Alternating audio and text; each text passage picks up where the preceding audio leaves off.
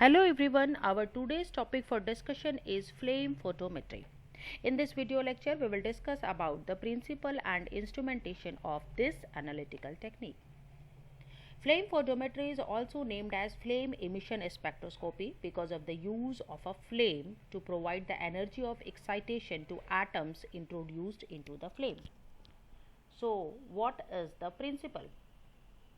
Flame photometry is a branch of atomic spectroscopy which is used for determining the concentration of certain metal ions such as sodium, potassium, lithium, calcium, cesium, etc. The basis of the flame photometric working is that the types of the metals are dissociated due to the thermal energy provided by the flame source. And due to this thermal excitation, some of the atoms are excited to a higher energy level where they are not stable. As a result, they lose the energy, which will result in the movement of excited atoms to the low energy ground state with emission of some radiations as a wavelength. The emitted wavelengths are specific for the specific elements. Let's understand by using this picture. So, this is a solution containing metal to be measured is first aspirated into the burner. Here we are taking a liquid sample because as we all know that we will always take a liquid sample in the flame photometry. If we have a solid sample, then we can dissolve it in suitable solvent. Then after aspiration, the solvent is then evaporated, leaving fine divided solid particles. These solid particles move towards the flame where the gaseous atoms and the ions are produced. The ions absorb the energy from the flame and excited to a higher energy level. Here, this electron, when absorb energy, will comes in the excited state. When this atom return to the ground state, radiations of the characteristic element is emitted. The intensity of the emitted light is related to the concentration of the element. So this is the basic principle which is involved in flame photometry. Now coming to the instrumentation. The first and the most important part of instrumentation is flame.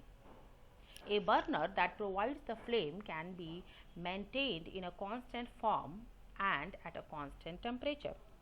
In flame photometry, several burners and the fuel oxidant combinations have been used to produce the analytical flame like Maker burner, total consumption burner, pre-mix of laminar flow burner, etc. The second most important part is nebulizer and mixing chamber, and this will help to transport the homogeneous solution of the substance into the flame at a steady rate. The third part is monochromator, and this monochromator will help in isolating the wavelength to be measured from that of any other extraneous emissions. The last and the most important part is a detector. The detector used here is a photodetector which detects the emitted light and measures the intensity of radiation emitted by the flame. That is, the emitted radiation is converted to an electrical signal with the help of the photodetector. The produced electrical signals are directly proportional to the intensity of light. Let's understand by using this figure. Here we take a liquid sample which will finally goes to the flame. This is the nebulizer, and this is the mixing chamber which helps to transport the homogeneous solution of the substances to the flame. This is the air inlet and this is the gas inlet. So air and gas are required to produce the flame.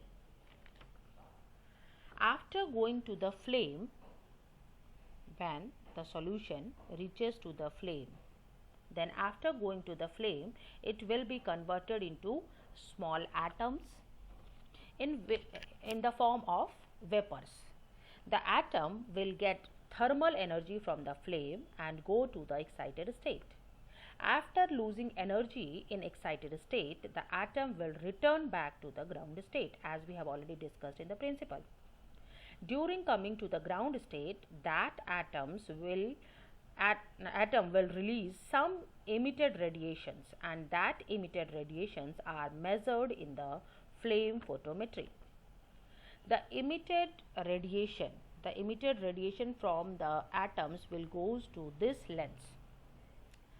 The emitted radiation, some of the radiation will goes to this side and some of the radiation may go to this side. So here we can use a concave lens which reflect the incoming radiation to this lens, which is passes to the filter or the monochromator. The monochromator will help to isolate the wavelength to be measured. For example, if we are analyzing a sample like water, water may contain many elements together like sodium, calcium, magnesium, etc. And all the metals together will go to the flame and all get excited and return to the ground state by emitting its own characteristic wavelength. But we cannot analyze all the atoms at a time. We can analyze one at a time, so we require this monochromator. We also choose an appropriate wavelength. For example, if we have to analyze potassium, we have to choose the wavelength at 766 nanometer. This monochromator then absorbs all the wavelength and allows only this wavelength, that is 766 nanometer wavelength. After passing, the light from the monochromator will reach to the photodetector, which is then amplified by using amplifier and then read by readout system.